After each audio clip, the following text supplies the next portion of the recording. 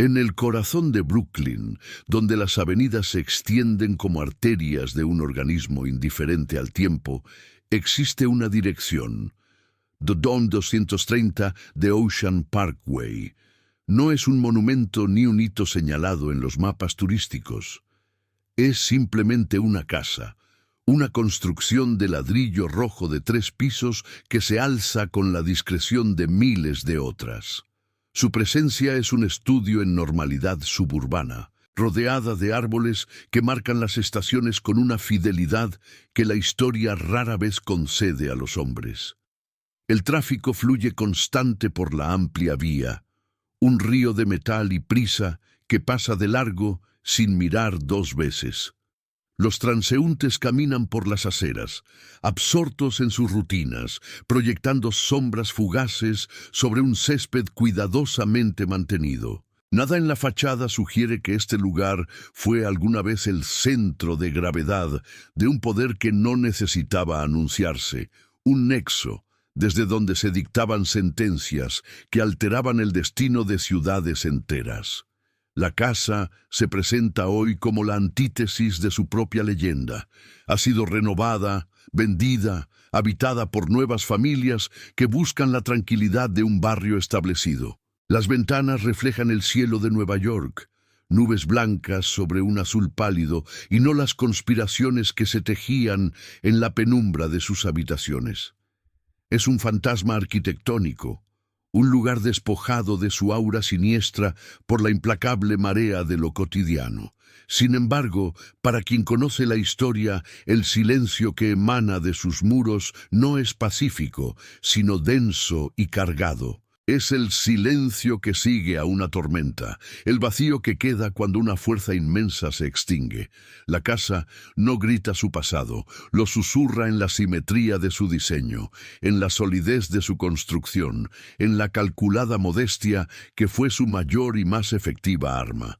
Observando de cerca, los ladrillos rojos parecen absorber la luz en lugar de reflejarla. Son testigos mudos de décadas de vigilancia, de miradas furtivas desde furgonetas sin marcar, y de hombres con sombreros que llegaban en autos oscuros para desaparecer tras su puerta. Cada ladrillo es una página en blanco de un libro que nunca fue escrito, porque su protagonista dominaba el arte de no dejar rastro. Las cortinas modernas que cuelgan en las ventanas ocultan interiores que han sido reconfigurados, pero no pueden borrar la geografía del poder que una vez contuvieron. Detrás de esa fachada se encontraba un santuario, un tribunal y una sala del trono, todo disfrazado bajo la apariencia de un hogar familiar. El poder no residía en el lujo visible, sino en la seguridad que proporcionaba el anonimato. El aire en esta parte de Brooklyn tiene una cualidad particular, una mezcla del salitre del cercano océano y el asfalto de la ciudad. Es un aire que fue respirado por hombres cuya lealtad se medía en silencio y cuya traición se pagaba con la desaparición. La casa fue diseñada para fundirse con este entorno, para ser una pieza más del paisaje indetectable para el ojo no entrenado. Su normalidad es, en sí misma, una obra maestra del engaño. No hay estatuas de leones ni portones de hierro forjado. No hay columnas que evoquen imperios antiguos. La declaración de poder no era estética, sino funcional. La casa no era un palacio para ser admirado, sino una fortaleza para operar sin ser visto, un centro de mando camuflado en plena luz del día. Este complejo en Ocean Parkway fue la manifestación física de una mente que entendía la naturaleza del poder verdadero. Un poder que no necesita ostentación porque su influencia es absoluta. Un poder que prefiere la sombra a los reflectores, el susurro al decreto, la estrategia a la fuerza bruta. La casa era el reflejo de su dueño, paciente, metódico e implacable. La estructura misma es una lección de control. La distancia precisa desde la acera, el ángulo de visión desde las ventanas de los vecinos, la disposición de las calles aledañas. Nada fue dejado al azar. El vecindario entero funcionaba como un sistema de vigilancia orgánico, una primera línea de defensa mucho más efectiva que cualquier muro de hormigón. Hoy, esa fortaleza es solo una propiedad inmobiliaria, su valor tasado en dólares y metros cuadrados, no en la influencia que una vez proyectó sobre el submundo de una nación. La transformación es total. El epicentro de un imperio criminal se ha convertido en el epítome del sueño americano. Un hogar tranquilo en una avenida arbolada. El contraste entre lo que fue y lo que es resulta vertiginoso. Es un recordatorio de la fragilidad de los imperios construidos sobre cimientos ilegales. El poder, por más vasto que sea, es una energía que habita un espacio, pero no pertenece a los ladrillos y el mortero. Cuando la voluntad que lo genera se desvanece, todo lo que queda es una cáscara vacía, pero lo que la casa ocultaba estaba aún por descubrirse. El lujo era solo la superficie. Lo que sucedía dentro, pocos se atrevían a saberlo. Si estas historias sobre las arquitecturas secretas del poder te intrigan, suscríbete para no perderte los secretos que estamos a punto de desenterrar. La elección de esta ubicación no fue un accidente, sino una declaración de principios. Estar en el corazón de su territorio, Brooklyn, en lugar de aislarse en una finca remota, significaba control total. Era un rey que elegía vivir entre sus súbditos, donde cada mirada de un vecino era un informe de inteligencia y cada saludo en la calle, una renovación del pacto de lealtad o miedo. Los agentes del FBI que pasaron años observando esta casa desde la distancia documentaron una rutina de una monotonía exasperante. Un hombre mayor que cuidaba su jardín, nietos jugando en el césped, reuniones familiares los domingos.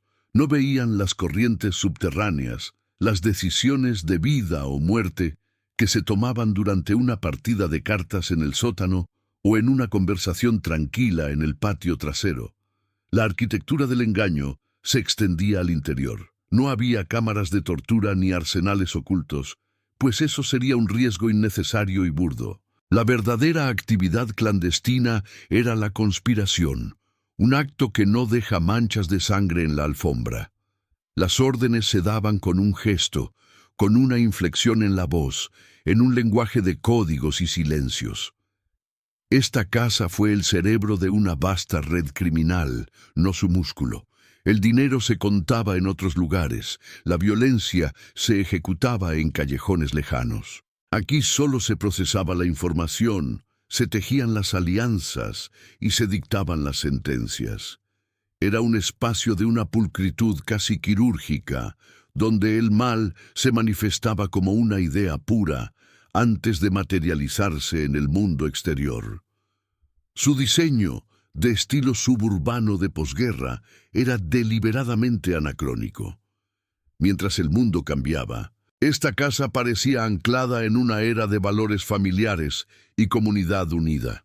Esta fachada de respetabilidad era el escudo perfecto, una ilusión que desarmaba a las autoridades y confundía a los enemigos. Incluso el jardín trasero, escenario de barbacoas familiares, era un espacio político. Ser invitado a compartir una comida aquí era una señal de estatus, una audiencia con el monarca. La disposición de los asientos, una palabra dicha al oído lejos de los demás. Todo formaba parte de un teatro de poder cuidadosamente orquestado. La propiedad no tenía muros altos ni alambre de espino porque sus murallas eran humanas. La lealtad de sus capos, la intimidación ejercida sobre la comunidad y la corrupción sembrada en las instituciones de la ciudad eran sus verdaderas defensas. La casa podía permitirse parecer vulnerable porque el sistema que la protegía era invisible y omnipresente.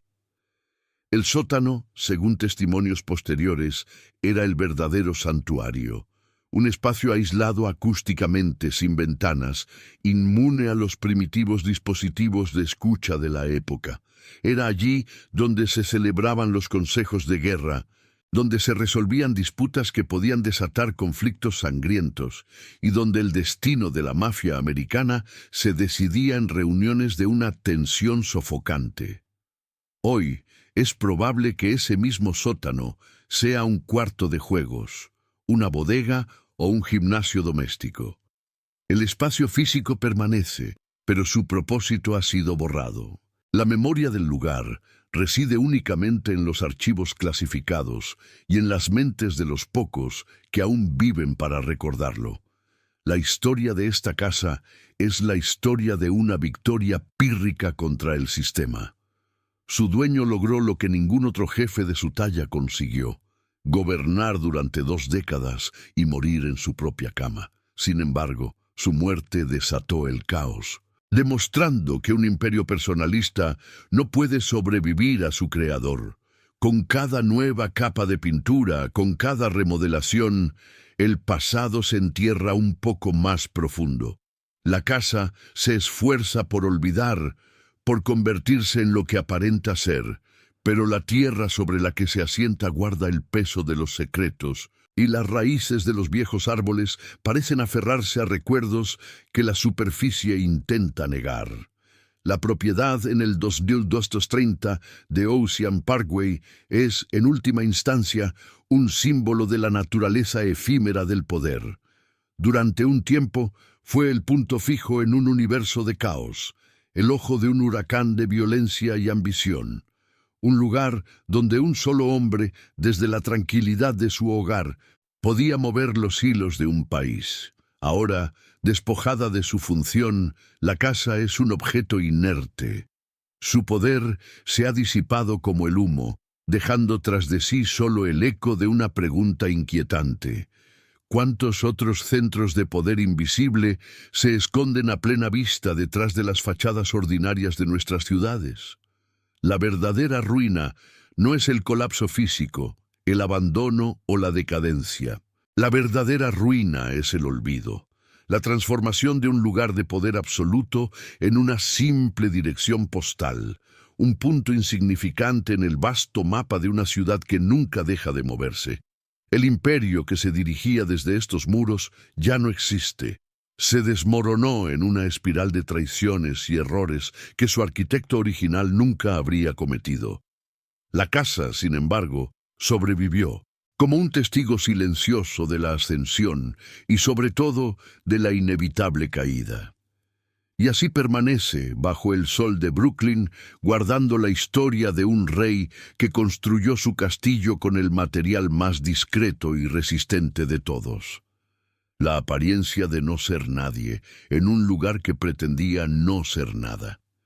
Para entender la casa, primero hay que entender al hombre que la concibió, no como el monarca del crimen que llegaría a ser, sino como el producto de una tierra antigua y una nueva ambición.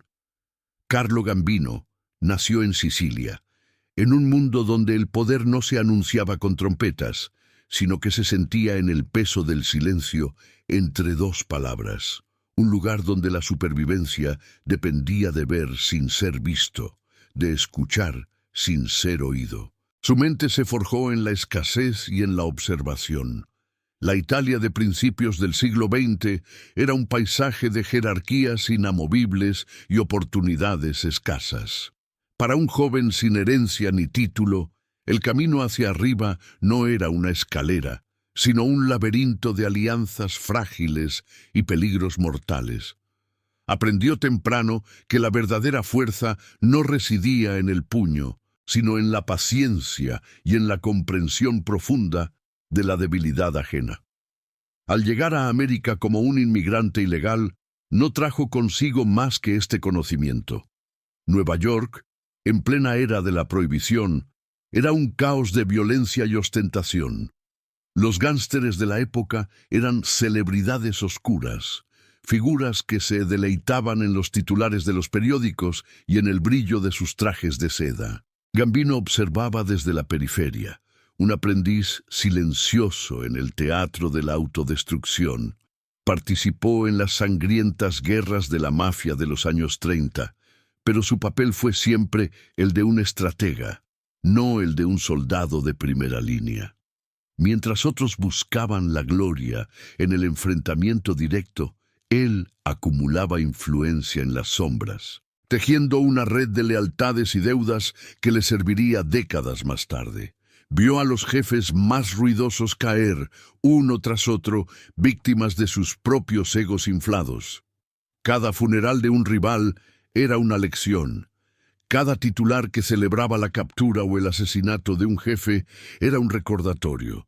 El poder visible era un poder vulnerable. La fama era una invitación a la ruina, ya fuera a manos de la ley o de un subordinado ambicioso. En su mente, una filosofía comenzó a tomar forma, una antítesis a todo lo que veía a su alrededor. El poder, según su creciente convicción, debía ser como el aire, omnipresente pero invisible. Debía sentirse en sus efectos, no en su manifestación. No necesitaba palacios para ser un rey, ni ejércitos para ganar una guerra. Necesitaba control. Un control tan absoluto y tan sutil que sus súbditos lo confundieran con el orden natural de las cosas. Fue esta filosofía la que dictó la elección de su trono. Mientras otros jefes se mudaban a mansiones extravagantes en Long Island, exhibiendo su riqueza con una arrogancia que gritaba desafío a las autoridades, Gambino miró hacia adentro, hacia el corazón de su territorio. Buscó un lugar que no fuera una declaración, sino un camuflaje. No quería una fortaleza de muros altos y portones de hierro. Eso era admitir que tenía algo que ocultar, algo que temer.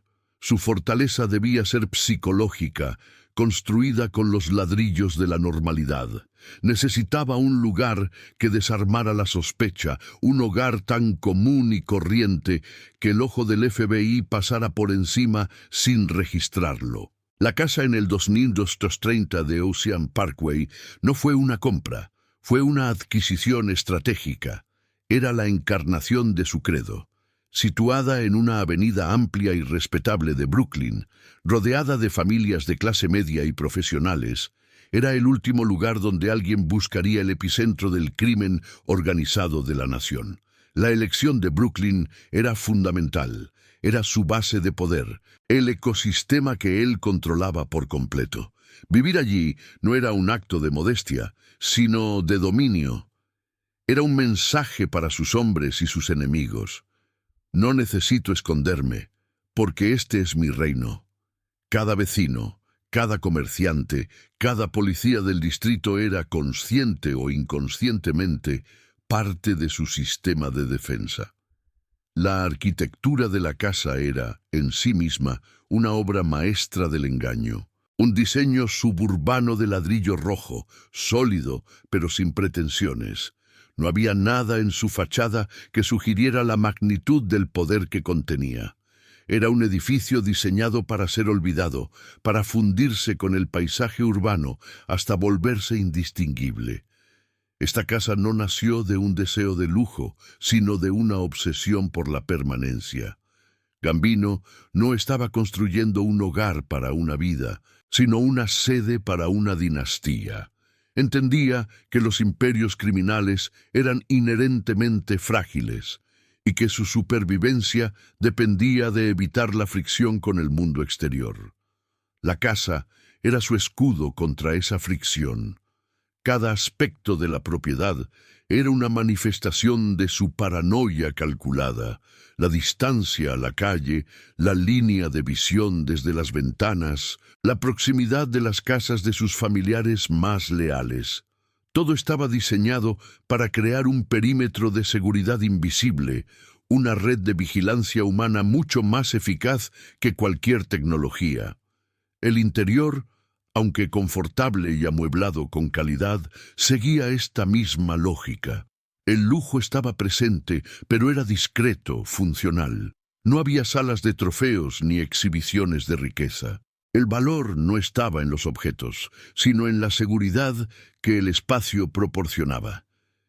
Era un búnker psicológico disfrazado de hogar familiar. La casa se convirtió en el reflejo perfecto de su dueño. Por fuera, un hombre afable, un abuelo que cuidaba su jardín. Por dentro, una mente fría y calculadora que movía los hilos de un imperio multimillonario. La fachada de ladrillo rojo era la máscara de respetabilidad que Gambino usó durante toda su vida. Así, el sueño de poder de Carlo Gambino no tomó la forma de un castillo en una colina, sino de una casa anónima en una avenida concurrida.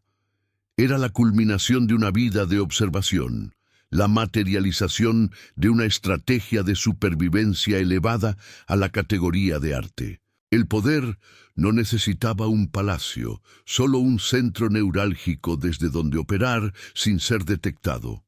Y en Ocean Parkway había encontrado su santuario perfecto. A medida que el imperio de Carlo Gambino comenzó a expandirse, también lo hizo la función de la casa en el 230 de Ocean Parkway.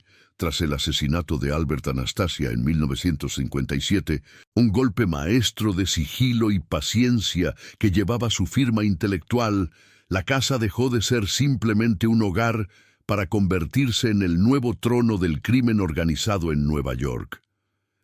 El poder ya no residía en los restaurantes ostentosos de Manhattan o en los clubes nocturnos llenos de humo, sino detrás de la fachada de ladrillo rojo de un respetable barrio de Brooklyn. La estructura misma se convirtió en un arma. Mientras sus rivales construían fortalezas que invitaban al asedio, Gambino perfeccionó la arquitectura del engaño. Cada ladrillo, cada teja, cada ventana cuidadosamente dispuesta era parte de una declaración de guerra psicológica.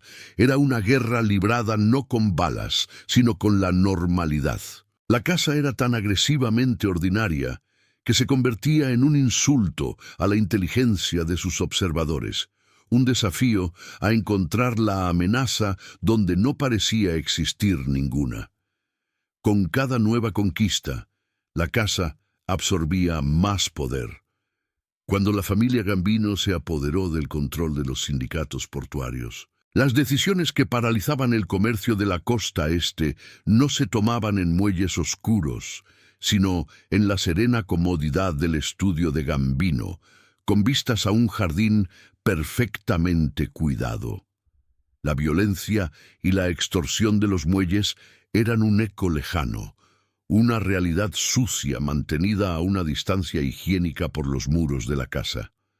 La infiltración en la industria de la construcción, que permitió a la familia desviar millones de dólares y erigir los rascacielos de la ciudad, también se orquestaba desde este centro de mando suburbano. Los planos de los edificios que cambiarían el perfil de Nueva York se superponían con los planos de extorsión y corrupción diseñados en la mesa de la cocina, un espacio que olía a salsa de tomate y a poder absoluto. El imperio crecía en la sombra, y la casa era la fuente de esa sombra. Se convirtió en una máscara para toda una organización. Para el mundo exterior, era el hogar de un importador de aceite de oliva semi-retirado, un abuelo dedicado a su familia. Era una imagen tan convincente, tan meticulosamente mantenida, que desarmaba cualquier sospecha. La casa no ocultaba el crimen, lo borraba, reemplazándolo con una escena de domesticidad impecable. En su interior, el lujo existía, pero era un lujo funcional, privado. Los muebles de caoba no estaban allí para impresionar a los visitantes, sino para afirmar una sensación de permanencia y solidez. Las alfombras persas no eran para exhibir riqueza, sino para amortiguar el sonido de los pasos y las conversaciones que decidían el destino de los hombres. Cada objeto tenía un propósito que trascendía su valor material. La verdadera extravagancia de la casa no era visible. No estaba en el oro ni en el mármol, sino en la seguridad absoluta que proporcionaba. Era un búnker psicológico.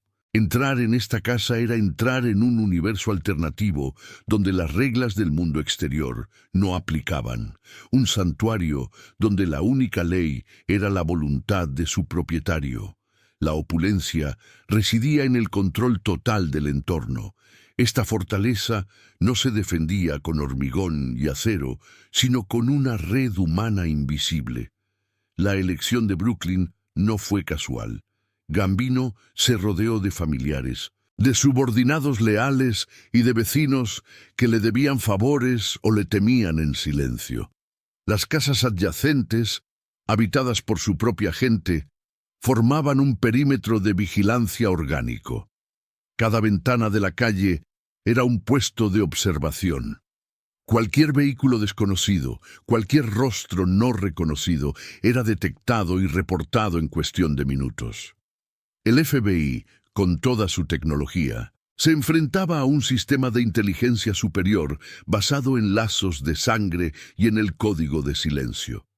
La casa podía permitirse parecer vulnerable porque su verdadero sistema de defensa era la comunidad que la envolvía.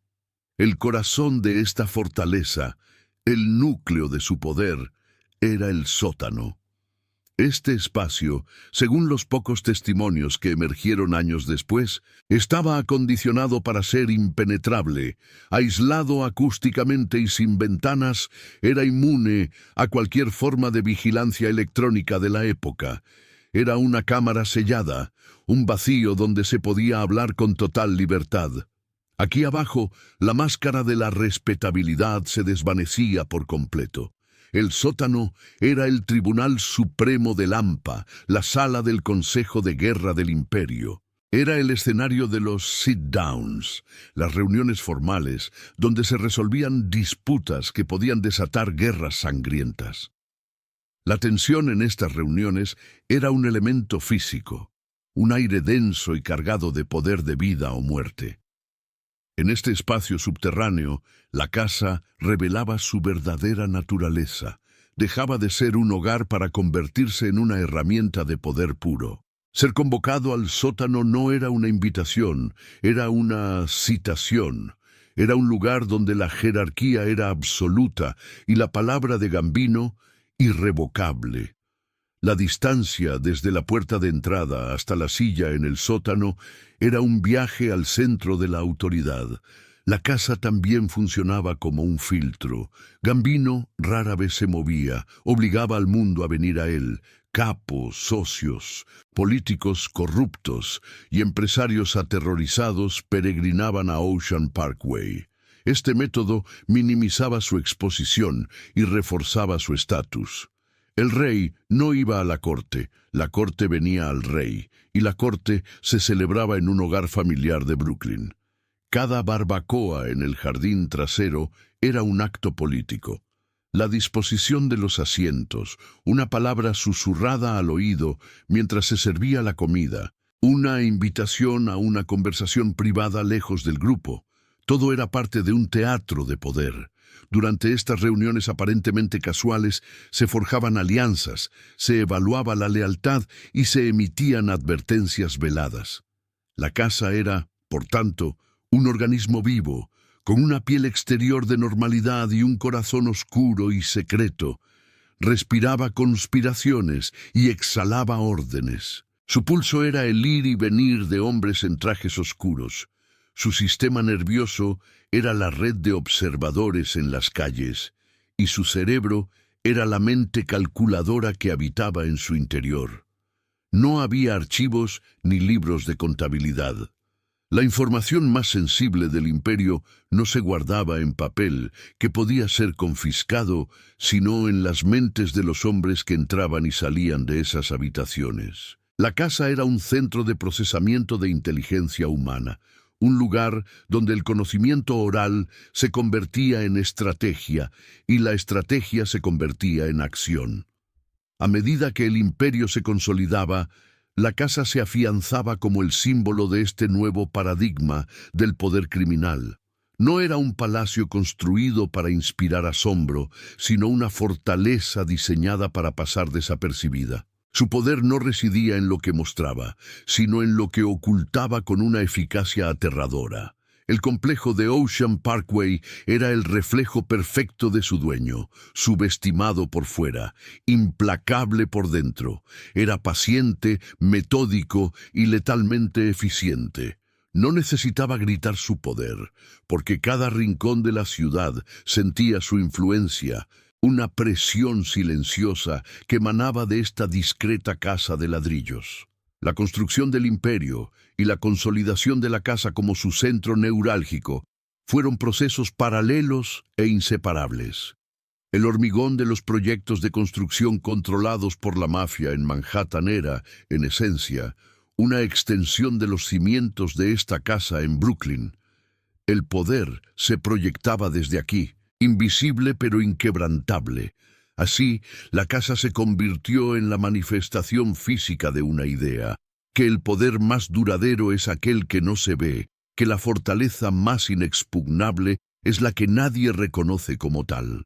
Era un arma, una máscara y un refugio, todo a la vez, el instrumento perfecto para un rey que gobernaba desde las sombras. El imperio estaba consolidado, su Capitolio era esta casa de ladrillos. Al reflexionar sobre ello, ¿qué simbolizaba mejor la vanidad de su arquitecto? La fachada modesta que engañó a una nación, el sótano donde se sentía intocable, o algún lujo secreto que nadie vio jamás. La verdadera medida de un hombre a menudo se encuentra en el símbolo que elige para su poder. En el apogeo de su poder, la casa en el 2230 de Ocean Parkway alcanzó su forma definitiva. Ya no era un símbolo en construcción, sino la encarnación de un imperio en su cenit. Había logrado un estado de equilibrio perfecto, una quietud que solo puede provenir del control absoluto. Desde la acera, nada había cambiado. La fachada de ladrillo rojo seguía proyectando su aura de normalidad suburbana, pero para aquellos que sabían, la casa se había convertido en un agujero negro gravitacional, un punto en el universo de Lampa donde todas las líneas de poder convergían y desaparecían. La rutina diaria era una obra maestra de disimulo. El jardinero podaba los rosales, los nietos jugaban en el césped, los periódicos se entregaban puntualmente cada mañana. Pero detrás de esta coreografía de lo cotidiano, la casa operaba como el centro neurálgico de una economía sumergida que movía cientos de millones de dólares al año. Era el corazón que bombeaba la sangre invisible de la corrupción y la extorsión a través de las venas de la ciudad. El dinero no llegaba en maletines. Carlo Gambino era demasiado sofisticado para un método tan burdo. El dinero fluía hacia la casa como información, como informes susurrados, como cifras anotadas en papeles que se quemaban tras ser leídos. Era un tributo que llegaba de todos los rincones del imperio. De los muelles de Brooklyn, donde cada contenedor descargado pagaba un impuesto invisible, de los rascacielos de Manhattan, donde cada viga de acero tenía un sobrecoste dictado por la familia. El mecanismo era una maravilla de la logística criminal. Los ingresos de las apuestas ilegales, la usura y la extorsión se mezclaban con los beneficios del control sindical. Este torrente de efectivo era recogido por los capos y sus soldados, pero su destino final no era el sótano de Ocean Parkway. La casa era el cerebro, no el banco. Su función era dirigir el proceso de limpieza, no almacenar la suciedad. Una vasta red de negocios aparentemente legítimos actuaba como la lavandería del imperio. Empresas de recolección de basura que decidían qué barrios se limpiaban y a qué precio. Compañías de transporte cuyos camiones movían mercancías legales e ilegales con la misma eficiencia. Restaurantes y distribuidoras de alimentos que servían como el último eslabón para transformar el dinero del crimen en capital respetable. El flujo era circular y perverso. El dinero extraído de la economía de la ciudad a través del miedo se reintroducía en ella como inversión legítima, consolidando aún más el poder de la familia. La ciudad, sin saberlo, se estaba construyendo y manteniendo con los frutos de su propia extorsión. La casa en Brooklyn era el punto de control desde donde se gestionaba este ciclo parasitario con una precisión casi corporativa. En su interior, la casa era un centro de procesamiento de datos humanos. No había computadoras ni archivos. La información residía en las mentes de los hombres que eran convocados a presentarse. Los capos de la familia peregrinaban a Ocean Parkway no para entregar dinero, sino para recibir directivas y entregar informes de situación. Era una estructura de mando y control tan rígida como la de cualquier ejército.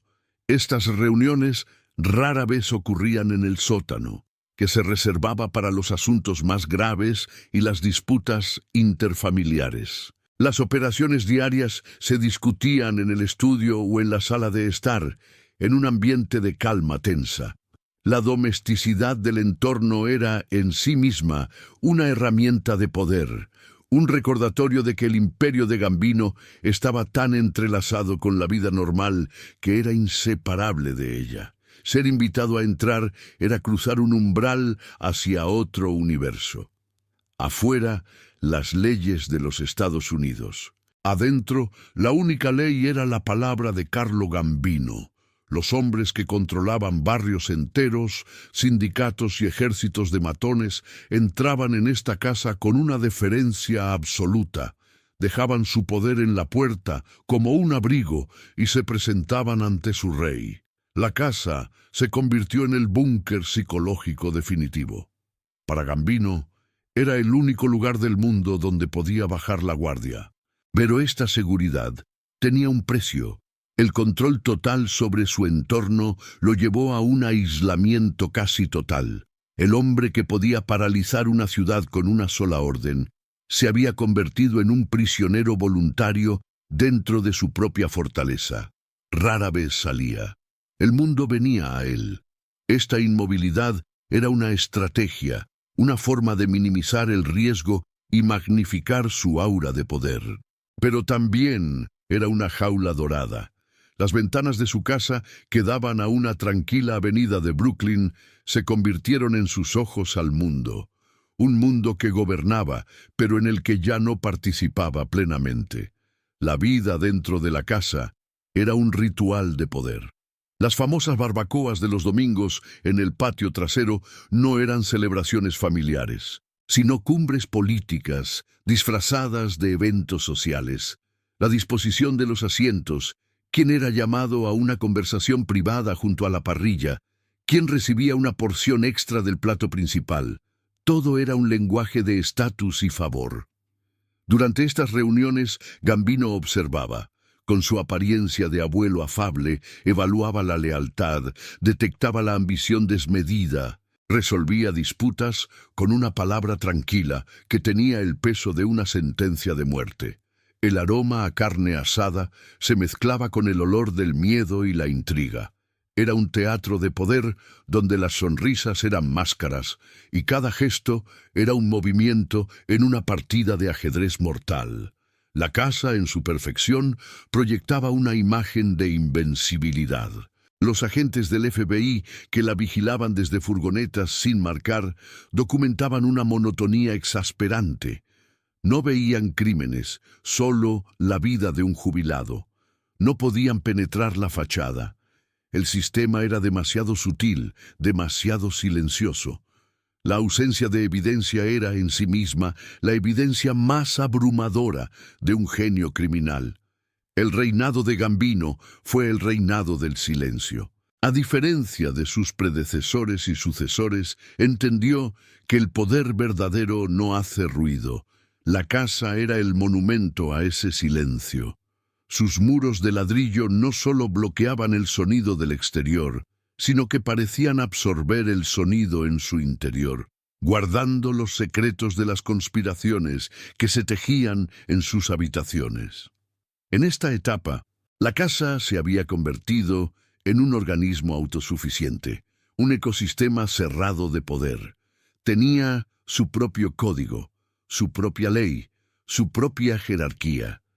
Era un pequeño reino con un monarca absoluto, plantado en medio de una república que apenas era consciente de su existencia. La opulencia no estaba en el oro, sino en la información. El lujo no era material, sino el control absoluto del tiempo y del espacio.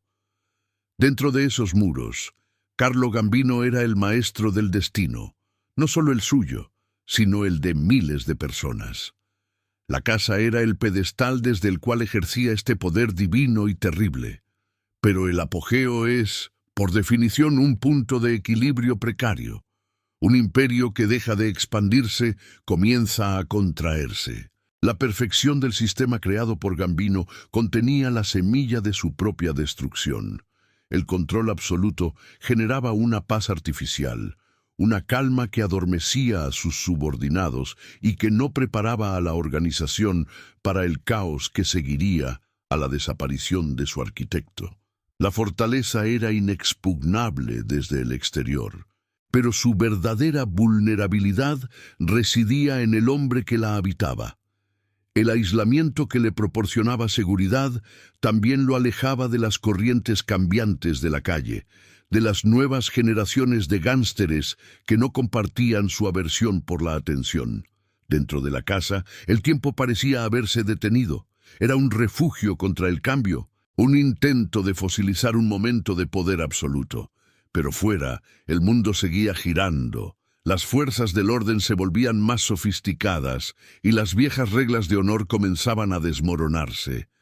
Así, la casa en el 2230 de Ocean Parkway permanecía en la cima de su poder, silenciosa e imponente, un mecanismo perfecto, un reino invisible. El rey se sentía intocable, protegido por los muros de ladrillo y por la lealtad comprada con miedo. Pero la perfección es un estado antinatural, y la historia enseña que todo lo que está perfectamente quieto es, en realidad, el preludio de una fractura inevitable. Ningún imperio, por perfectamente diseñado que esté, es inmune a la biología de su arquitecto. La fortaleza en el 2230 de Ocean Parkway fue concebida para resistir asedios del FBI y traiciones de rivales. Pero sus cimientos no estaban preparados para la fragilidad de un corazón humano.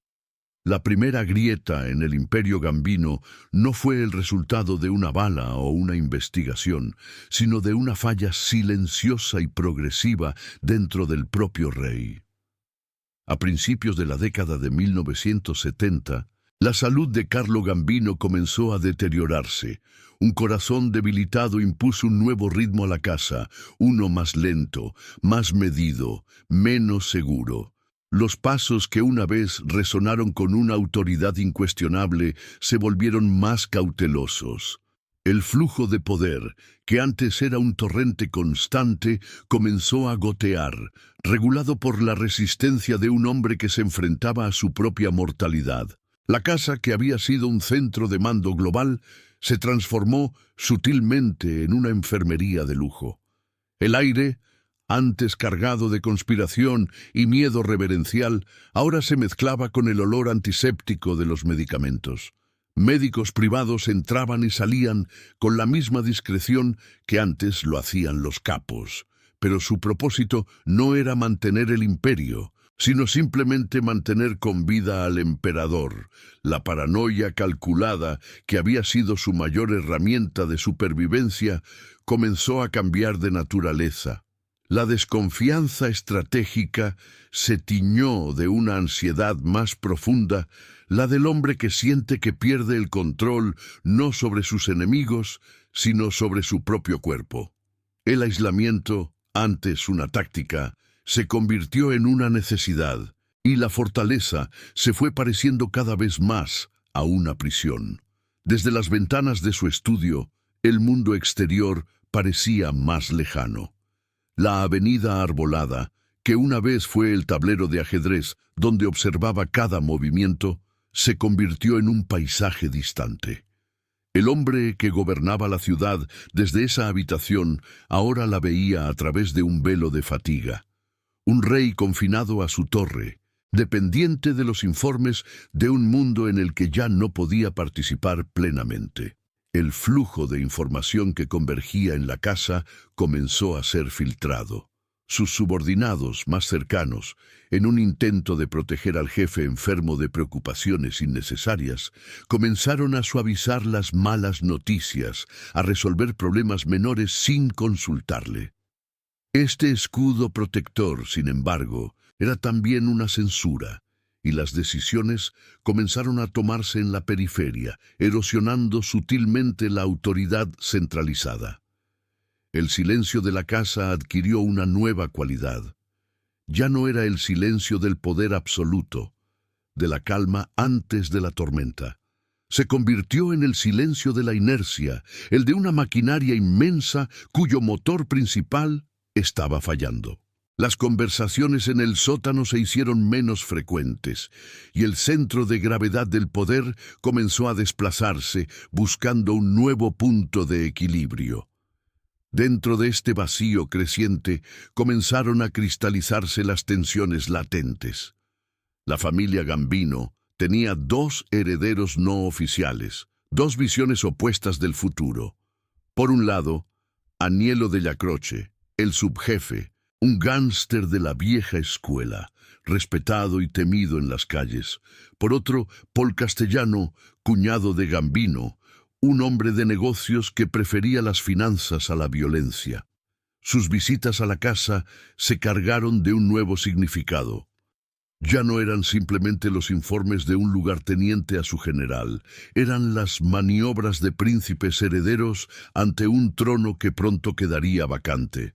Cada gesto, cada palabra, era una jugada en la partida de ajedrez de la sucesión, y la casa se convirtió en el escenario de esta silenciosa lucha por el poder. Mientras la atención se centraba en el interior, la disciplina en el exterior comenzó a flaquear. Ocurrió un error, una operación de secuestro mal ejecutada que terminó en un arresto y atrajo una atención mediática no deseada. Fue un fallo pequeño en la escala del imperio, pero significativo. Era una señal de que la mano firme que guiaba cada movimiento se estaba debilitando. La noticia de este fracaso envió una onda de choque a través de la organización. Durante décadas, el Imperio Gambino se había caracterizado por su eficiencia y su discreción casi perfectas. Este error era como una mancha en un traje impecable, una imperfección que revelaba una vulnerabilidad que nadie creía posible. La reacción de Gambino fue notable por su falta de contundencia. El hombre que habría castigado tal incompetencia con una frialdad quirúrgica ahora se limitó a una reprimenda cansada. Sus capos, observadores agudos de la dinámica del poder, tomaron nota. El león ya no rugía con la misma fuerza. Incluso el jardín trasero, ese escenario de poder meticulosamente cuidado, comenzó a mostrar signos de abandono. Una mala hierba aquí, una rosa sin podar allá. Detalles insignificantes para un ojo casual, pero para aquellos que entendían el simbolismo eran metáforas del estado del reino. El control absoluto que se extendía hasta la última hoja de hierba estaba desapareciendo. La vigilancia del FBI, un elemento constante en el paisaje de Ocean Parkway, registró el cambio. No entendían la causa, pero sus informes notaron una alteración en los patrones. Las visitas eran menos frecuentes, los movimientos menos predecibles. La monotonía perfecta que los había frustrado durante años se había roto. La casa comenzó a adquirir la atmósfera de un monumento a un poder que ya se estaba convirtiendo en pasado. El trono seguía ocupado, pero la energía que emanaba de él era la de un sol poniente. La estructura de ladrillo rojo, que había sido el corazón palpitante de un imperio, ahora parecía más un mausoleo en espera de su ocupante principal. En la quietud de sus habitaciones, aislado del pulso de la calle, Carlo Gambino meditaba su decisión final, la que definiría su legado. Enfrentado a la elección entre la tradición y la sangre, entre el poder de la calle y el futuro de los negocios, se inclinó por su cuñado, Paul Castellano. Creía que aseguraba el futuro financiero de su familia. Esta elección, concebida en la soledad de un hombre enfermo, fue su único y más grande error estratégico. Al ignorar a De la Croce, el heredero natural, según las reglas no escritas de la mafia, estaba despreciando el poder que él mismo había dominado, el poder que emanaba del respeto y el miedo de los soldados en la calle. La casa guardó este secreto, la decisión que sellaría el destino del imperio. Desde el exterior, la fortaleza parecía tan inexpugnable como siempre. Sus muros de ladrillo no revelaban nada. Pero en su interior, una fractura fatal había sido creada, no por un enemigo, sino por la mano temblorosa de su propio arquitecto. El colapso no vendría de fuera. Había sido programado desde dentro. El 15 de octubre de 1976, el corazón del imperio no fue detenido por una bala de un rival ni por las esposas de un agente federal. Se detuvo por sí mismo. En la quietud de su dormitorio, en la casa que había sido su escudo y su trono, el corazón de Carlo Gambino falló. Su muerte no fue un estruendo, sino un silencio, un cese de funciones que envió una onda de choque invisible a través de todo el submundo norteamericano. La casa, por primera vez en 2 décadas, se quedó sin su centro de gravedad. El poder que había habitado sus muros, una energía tan palpable que casi se podía respirar, no se desvaneció de inmediato.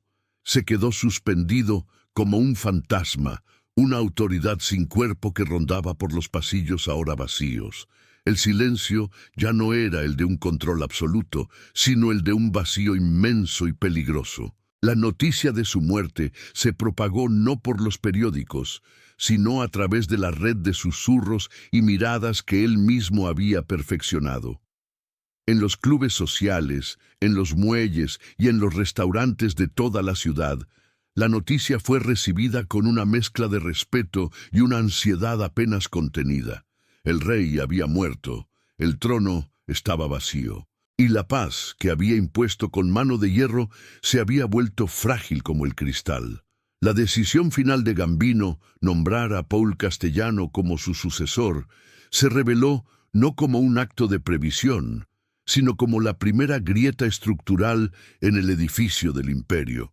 La familia se partió en 2. Por un lado, la facción de cuello blanco de Castellano, atrincherada en sus negocios legítimos. Por otro, la facción de la calle, leal al subjefe ignorado, Aniello de la Croce. La casa en Ocean Parkway se convirtió en un símbolo de un poder que ya no representaba a todos. Este cisma interno fue la señal que el FBI había esperado durante décadas. La fortaleza, antes inexpugnable, ahora estaba debilitada por la discordia. La muerte de Gambino no fue solo el fin de un hombre, sino el fin de una era de disciplina impenetrable. Para las fuerzas del orden, la muerte del rey significaba que el castillo ya no era un santuario inviolable. Era, por primera vez, un objetivo.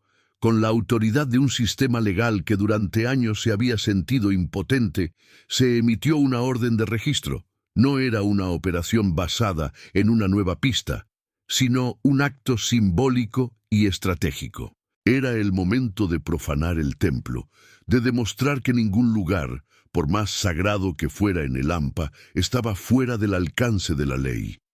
El amanecer que siguió a los días de luto vio una escena que habría sido impensable bajo el reinado de Gambino. Vehículos federales, oscuros y sin marcar, convergieron en el 2230 de Ocean Parkway. El vecindario, que una vez fue un sistema de vigilancia humano perfecto, ahora observaba en un silencio impotente. Las murallas invisibles de lealtad y miedo se habían derrumbado. Agentes federales con los rostros impasibles subieron los escalones de la entrada.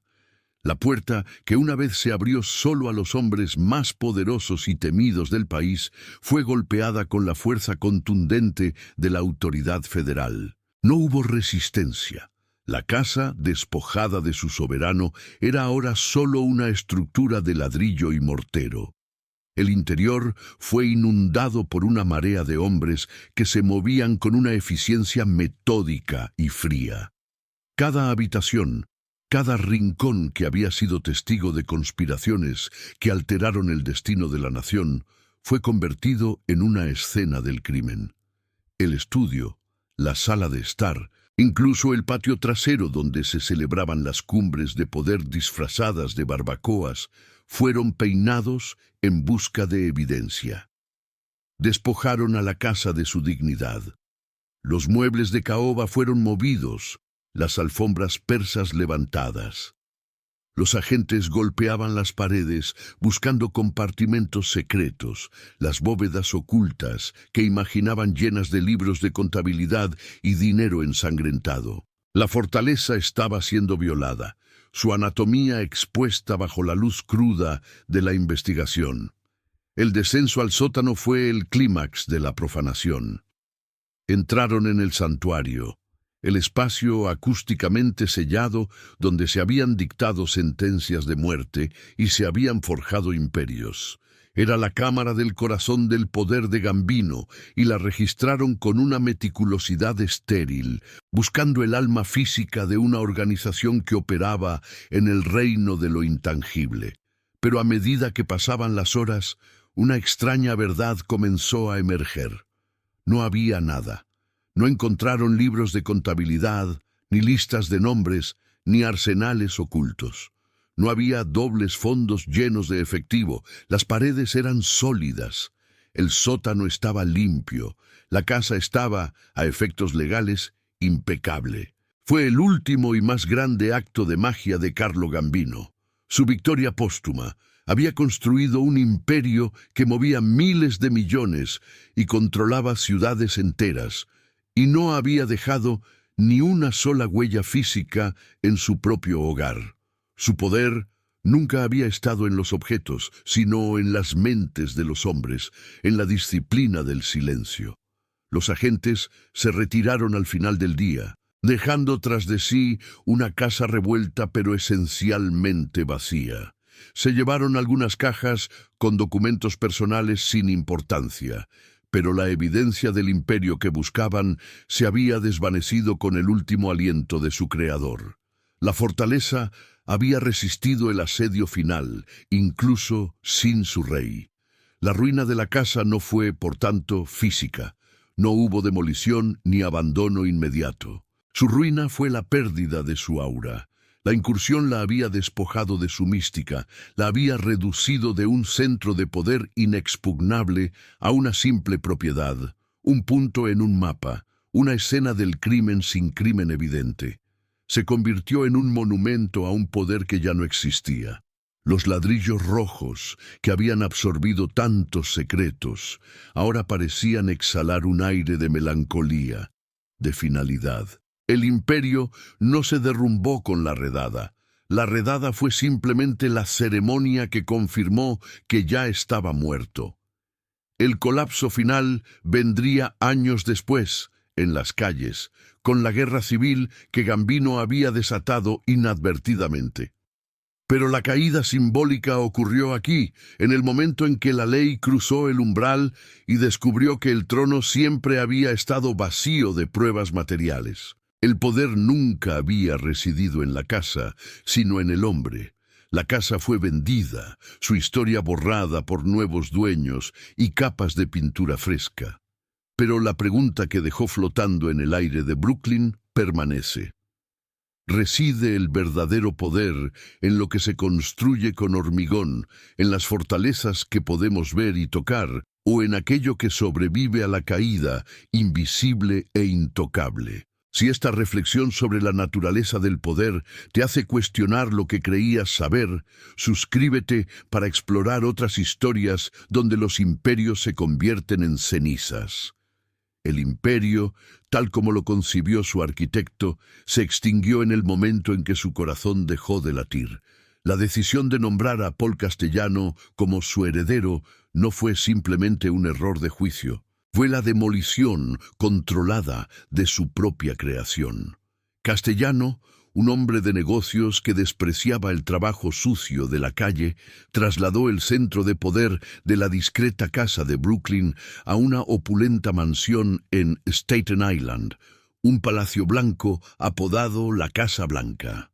Este cambio geográfico fue también un cambio filosófico. La nueva sede era ostentosa, visible y arrogante, todo lo que Gambino había evitado. Era una declaración de poder que invitaba al desafío, tanto de las fuerzas del orden como de los soldados descontentos dentro de su propia familia. La arquitectura del engaño fue reemplazada por la arquitectura de la vanidad, y con ello el imperio se volvió vulnerable. La casa en el Downs 30 de Ocean Parkway, mientras tanto, fue vendida por la familia Gambino, un intento de cortar los lazos con un pasado que ya no les servía. Pasó a manos de nuevas familias, gente común que buscaba la tranquilidad de un barrio establecido, ajenos a las conspiraciones que se habían tejido en las habitaciones que ahora decoraban a su gusto. Con cada nueva capa de pintura, con cada remodelación del jardín, el pasado se enterraba un poco más. El sótano, que una vez fue el Tribunal Supremo de Lampa, se transformó en una sala de juegos o en un almacén para decoraciones navideñas. El estudio, desde donde se gobernaba una nación sumergida, se convirtió en una oficina para un dentista o un abogado. La casa se esforzaba por olvidar. Pero los fantasmas de un lugar no se exorcizan tan fácilmente. Para quienes conocían la historia, la casa seguía siendo un punto de referencia, un monumento silencioso. Los viejos mafiosos que pasaban en sus autos por la avenida la miraban con una mezcla de nostalgia y resentimiento, recordando una era dorada de poder silencioso que se había perdido para siempre. La fractura creada por la sucesión de Gambino finalmente se rompió. En 1985, Paul Castellano fue asesinado a tiros frente a un restaurante de Manhattan, una ejecución pública y espectacular orquestada por un ambicioso capo llamado John Gotti. Con la muerte de Castellano, la era de la discreción terminó de forma definitiva y comenzó la era del espectáculo mediático, que atraería una atención federal sin precedentes y llevaría al desmantelamiento sistemático de la familia Gambino. Hoy, la casa en Ocean Parkway es el epítome de la normalidad. Las ventanas reflejan el cielo y las copas de los árboles. Los niños juegan en la acera de enfrente, el tráfico fluye con su indiferencia habitual. No hay placas, ni memoriales, ni ninguna señal que indique que este fue, durante 2 décadas, el lugar más poderoso y temido de Estados Unidos. Esta completa reabsorción en el paisaje suburbano es, quizás, el legado más irónico de Carlo Gambino. El hombre que basó su poder en la apariencia de no ser nadie, finalmente ha conseguido que su trono se convierta en nada, un simple punto en el mapa. Su fortaleza se ha vuelto tan invisible que su historia ha sido casi borrada por la implacable marea de lo cotidiano. En un retorno metafórico al principio, la casa ha vuelto a ser lo que era antes de él, una simple vivienda. Ha completado un ciclo, despojándose de la carga de su historia para abrazar el anonimato. La energía que una vez la habitó se ha disipado, dejando solo ladrillos, madera y el eco de una pregunta.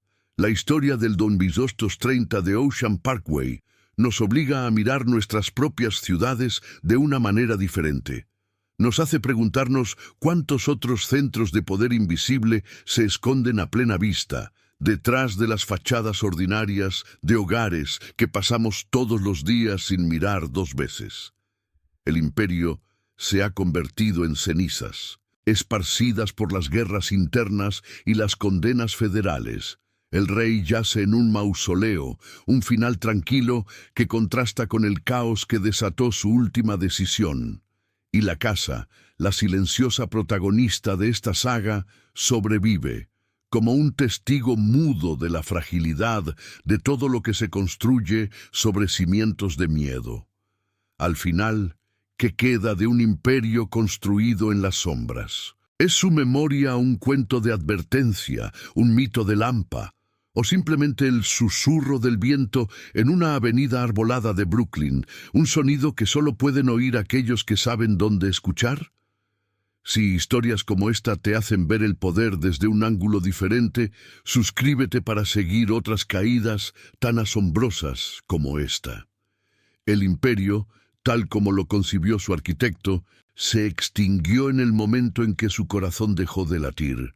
La decisión de nombrar a Paul Castellano como su heredero no fue simplemente un error de juicio. Fue la demolición controlada de su propia creación. Castellano, un hombre de negocios que despreciaba el trabajo sucio de la calle, trasladó el centro de poder de la discreta casa de Brooklyn a una opulenta mansión en Staten Island, un palacio blanco apodado la Casa Blanca. Este cambio geográfico fue también un cambio filosófico. La nueva sede era ostentosa, visible y arrogante, todo lo que Gambino había evitado. Era una declaración de poder que invitaba al desafío, tanto de las fuerzas del orden como de los soldados descontentos dentro de su propia familia. La arquitectura del engaño fue reemplazada por la arquitectura de la vanidad, y con ello el imperio se volvió vulnerable. La casa en el 230 de Ocean Parkway, mientras tanto, fue vendida por la familia Gambino, un intento de cortar los lazos con un pasado que ya no les servía. Pasó a manos de nuevas familias, gente común que buscaba la tranquilidad de un barrio establecido, ajenos a las conspiraciones que se habían tejido en las habitaciones que ahora decoraban a su gusto.